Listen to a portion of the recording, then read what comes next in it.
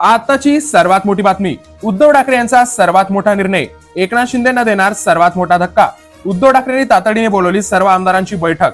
नेमकं काय घडलं? महाराष्ट्र राजकारणात गेल्या काही दिवसांपासून मोठ्या राजकीय घडामोडी घडताना दिसत आहे. उद्धव ठाकरे गटाच्या तब्बल 6 खासदारांनी मोठी बंडखोरी केली.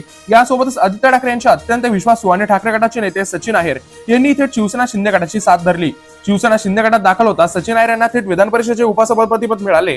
6 खासदार गेल्यानंतर जेवढा धक्का उद्धव ठाकरेंना बसला होता त्यापेक्षा कितीतरी जास्त पडताना सचिन अहिर यांनी ठाकरे गटाची साथ सोडल्यानंतर बसला. एकनाथ शिंदे एकामागून एक मोठे धक्के उद्धव ठाकरे यांना देत आहे.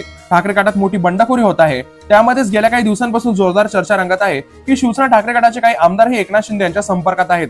कोणत्याही क्षणी बंडखोरी होऊ शकते. यावर आता उद्धव ठाकरे यांनी अत्यंत मोठा निर्णय घेतला आहे. उद्धव ठाकरे यांनी बंडखोरीच्या मुद्द्यात अधिक सतर्क राहण्याचा निर्णय घेतला आहे. उद्धव ठाकरेंनी आमदारांची बंडखोरी टाळण्यासाठी मातोश्रीवर तातडीची बैठक बोलावली आहे. उद्धव ठाकरे यांच्या आदेशानंतर पक्षातील सर्व आमदारांसोबत संपर्क साधून त्यांनी येत्या मंगळवारी 7 वाजता बैठकीस हजर राहण्याचे आदेश देण्यात आले आहे. पक्षाने ही तातडीची बैठक बोलावली आहे. पक्षफुटीच्या चर्चांवर उद्धव ठाकरे स्वतः आमदारांसोबत संवाद साधणार आहे.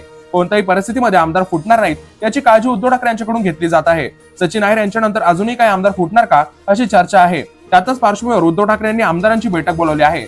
6 खासदारांनी ठाकरे गटातून बंडखोरी करण्यापूर्वी खासदारांची बैठक उद्धव ठाकरे यांनी बोलावली होती. त्यावेळी काही खासदार ऑनलाईन पद्धतीने बैठकीत सहभागी झाले होते. मात्र बैठकीत उपस्थित असलेल्या खासदारांनी ही मोठी बंडखोरी केली होती.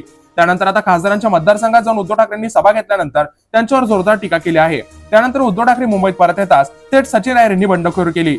याबद्दल तुमचे मत आम्हाला कमेंट नक्की सांगा. आगामी काळामध्ये उद्धव ठाकरे बंडखोर आमदारांना रोखण्यास काय प्लॅन करता याबद्दल तुमचे मत आम्हाला कमेंट नक्की सांगा. तुमचा सपोर्ट उद्धव ठाकरे की एकनाथ शिंदे याबद्दल देखील कमेंट करून नक्की सांगा. आणि अशाच व्हिडिओज बघण्यासाठी आपल्या चॅनलला सबस्क्राईब करायला विसरू नका.